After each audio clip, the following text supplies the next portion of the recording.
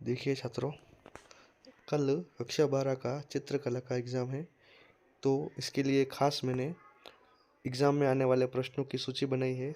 इन प्रश्नों को आप ध्यान से देख लीजिए और उत्तर इनके नेट पे सर्च करके पता कर लीजिए। इनमें से लगभग आपको 80 से 90% प्रश्न इसी में से आएंगे, इसलिए आप एक एक प्रश्न को ध्यान से चेक कर लीजिए। मैं वीडियो को धीरे धीरे आगे बढ़ाऊंगा और आप एक एक प्रश्न देखते रहना। पहला प्रश्न है, भारत की प्रागैतिहासिक कला किस काल की है? चित्र। फिर दूसरा प्रश्न, शैल चित्रों का उल्लेख कीजिए। भारत में शैल चित्रों का वर्णन कीजिए। ये प्रश्न आराम से आ सकते हैं और इसके प्रश्नों के उत्तर आप आसानी से अभी चेक करके कल होने वाली परीक्षा में आप लिख सकेंगे। मैं वीडियो को आगे बढ़ाऊंगा, आप देखते रहें। प्रश्न एक एक। जैसे छठा प्रश्न है, पंचमढ़ी की गुफा चित्रों पर 2 पंक्तियाँ लिखिए। इस तरह से ये पहले पार्ट का प्रश्न 10 प्रश्न है, खत्म हो गए। फिर दूसरा पार्ट, 2-3 पंक्तियों में सिंधु बर्तनों के माप, आकार और संरचना का वर्णन कीजिए। इस तरह के ये प्रश्न, ये बहुत सटीक और ख़ास प्रश्न है, इनकी आप तुरंत तैयारी कर लें। तिथि का आकलन करते हुए लिखिए कि ये बर्तन किस काल के हैं। सिंधु घाटी सभ्यता में बर्तनों का प्रयोग किन कार्यों हेतु किया गया था? ये प्रश्न।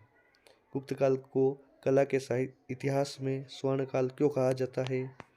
फिर अजंता के चित्र किस काल में बने थे? ये 1 लाइन के प्रश्न हो सकते हैं, 2 लाइन के हो सकते हैं और 3 लाइन के भी हो सकते हैं। इस तरह के आपको प्रश्न सामने दिख रहे हैं। अप्सरा की त्वचा का रंग कौन सा था? अप्सरा अपने हाथ में क्या लिए हुए थे? इस तरह के 12 प्रश्न हो गए। फिर एक प्रश्न यहाँ से शुरू होकर फिर अगला प्रश्न, आप योगी की आवक्ष्य मूर्ति का अपने शब्दों में वर्णन कीजिए। नर्तकी है, मातृ देवी है, इसके बारे में प्रश्न देख सकते हैं आप। ठीक है। फिर मौर्यकाल और उत्तर मौर्यकालीन मूर्तिकला की विषय वस्तु का संक्षिप्त वर्णन कीजिए।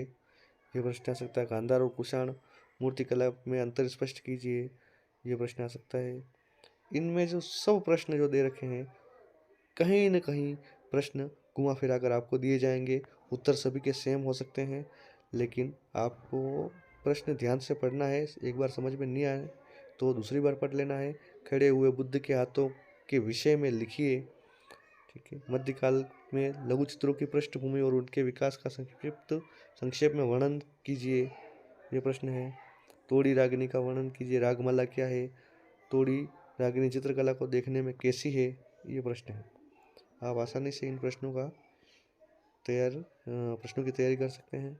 ये बार बेट के बारे में आपको टोटल सब चीज़ पढ़ लेना, क्योंकि अधिकतर प्रश्न बार बेट के बारे में आते हैं। वो चित्रकला किस काल की है? लघु चित्र का माध्यम क्या है? चित्रकला के संरक्षक कौन है? किन रंगों का इस्तेमाल किया गया है?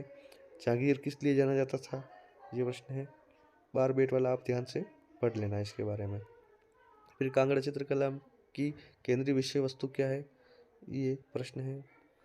बसोहली शैली की क्या विशेषताएं हैं? वैष्णव पंथ किसका प्रतीक है?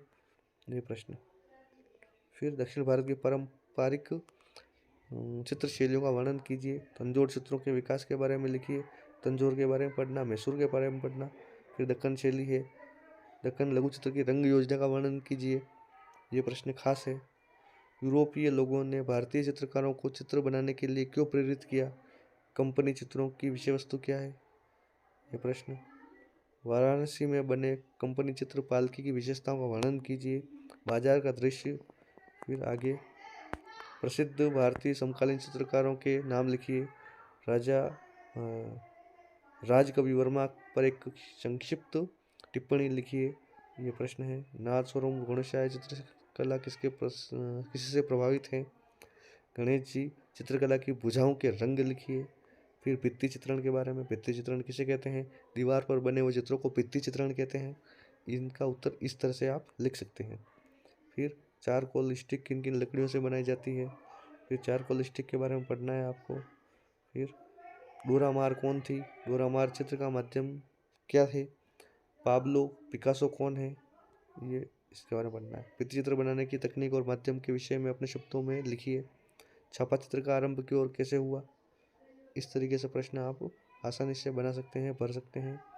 और नेट पे सर्च करना, जिसका उत्तर आपको नहीं आए और सटीक प्रश्न है, सरल प्रश्न है, आपको अपनी मर्जी से लिखना है। अगर मर्जी से लिख दोगे तो भी कोई कोताही नहीं है अपन इनको। और इस तरह से क्लास्ट प्रश्न है, काली घाट चित्रकला की उत्पत्ति कहाँ और किस काल में हुई थी, ये बहुत खास प्रश्न है, काली घाट के बारे में आपको पढ़ना है। इस तरीके से कल होने वाली कक्षा 12 की चित्रकला की परीक्षा में ये सबसे महत्वपूर्ण और ख़ास प्रश्नों को आपको बताया है। इसको आप ध्यान से पढ़ना, समझ लेना और कल होने वाली परीक्षा में आराम से लिखना है इसको।